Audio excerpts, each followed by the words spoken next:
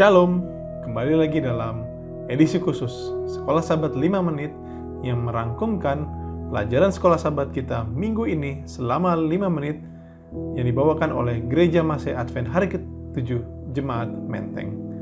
Pelajaran Sekolah Sabat kita pada minggu ini berjudul Kuasa Yesus yang Ditinggikan.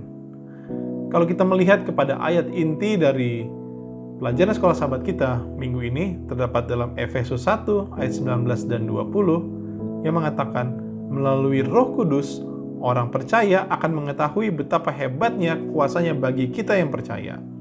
Sesuai dengan kekuatan kuasanya yang dikerjakannya di dalam Kristus dengan membangkitkan dia dari antara orang mati dan mendudukan dia di sebelah kanannya di sorga. Saudara-saudara, kalau saudara-saudara masih ingat, kota Efesus ini adalah sebuah kota yang strategis dalam penginjilan perjalanan Paulus. Ada beberapa hal. Yang pertama, ini adalah pintu gerbang. Pintu gerbang dari mereka yang menginjil dari Asia atau dari Yerusalem menuju kepada Eropa atau kepada Roma, ataupun sebaliknya. Pada saat Paulus menginjil di Roma kembali ke Asia, Efesus menjadi kota atau letak yang sangat strategis.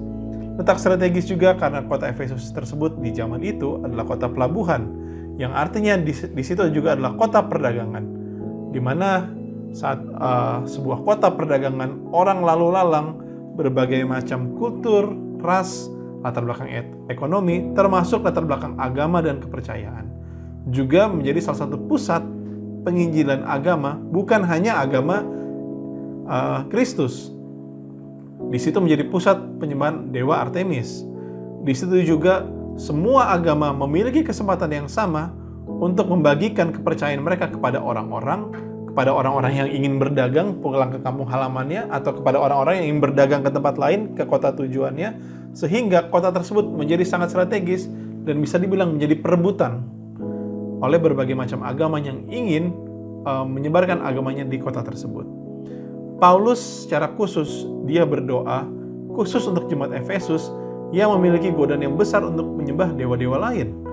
Melalui Roh Kudus yang besar kuasanya yang Allah sediakan kepada jemaat untuk jemaat tersebut. Karena kuasa Allah tidak dapat diukur atau dibandingkan dengan sihir dan ajaran-ajaran pagan, ada 4 peristiwa penting yang membuat jemaat di Efesus harus tetap setia kepada Tuhan. Yaitu kebangkitan Yesus, kita sudah tahu ceritanya. Kristus dimuliakan di tata Allah. Segala sesuatu ditempatkan dalam ketaatan kepada Kristus. Dan yang keempat, Kristus diberikan kepada jemaat sebagai kepala. Dengan kata lain, Yesus sendirilah yang akan menjadi kepala atas jemaat tersebut. Yesus yang disembah oleh jemaat Efesus di wakala itu.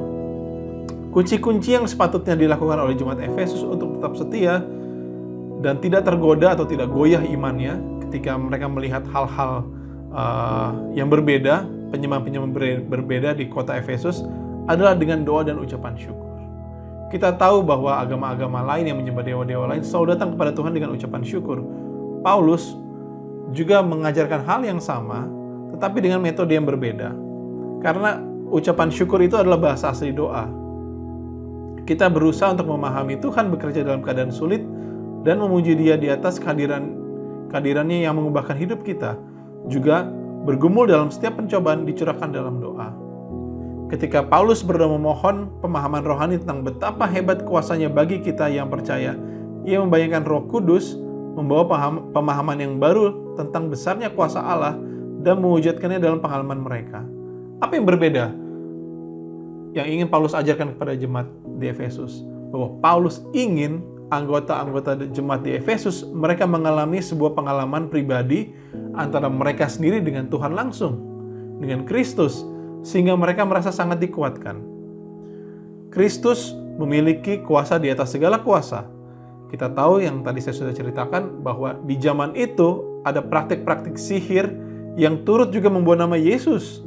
Yang sayangnya orang yang melakukan tersebut juga dari kaum Yahudi.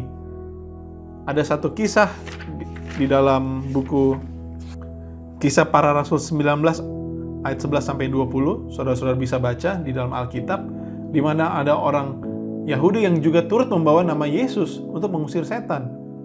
Namun apa yang terjadi? Bukannya setan itu keluar dari orang tersebut, setan itu malah meledek bahwa dia mengenal Yesus, dia mengenal Paulus, tapi dia tidak mengenal orang yang bawa nama Yesus itu. Ternyata ada juga nabi-nabi palsu di zaman itu. Kita tidak tahu maksud dan tujuannya, bisa jadi juga sebagai latar belakang ekonomi, atau ingin mengajarkan ajaran yang sesat. Melawan praktik-praktik sihir di zaman itu turut membawa nama Yesus, namun tidak berhasil, malah dilecehkan. Sehingga orang-orang di kota Efesus pun menjadi bingung. Ini agama mana yang harus diikuti? Yesus mana yang harus diikuti? Dalam Efesus 1 ayat 21 dan 22 dikatakan, jauh lebih tinggi dari segala pemerintah dan penguasa dan kekuasaan dan kerajaan dan tiap-tiap nama yang dapat disebut, bukan hanya di dunia ini saja, melainkan juga di dunia yang akan datang.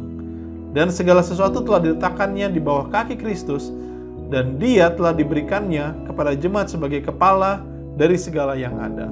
Paulus pada minggu ini ingin menyatakan bahwa Allah adalah lebih tinggi dari segala sesuatu di dunia ini, juga di jemaat Efesus. Paulus ingin jemaat Efesus tahu bahwa Tuhan yang mereka sembah, Yesus yang mereka ikuti, Kristus yang mereka teladani, itu lebih tinggi dari segala sihir-sihir dan tipu muslihat yang menggoyahkan iman-iman orang Efesus. Disinilah pentingnya kuasa doa, meminta tuntunan dari Tuhan kepada jemaat Efesus dibutuhkan. Terima kasih telah bergabung dalam Sekolah Sabat 5 Menit bersama Gema Kameteng. Tuhan Yesus memberkati.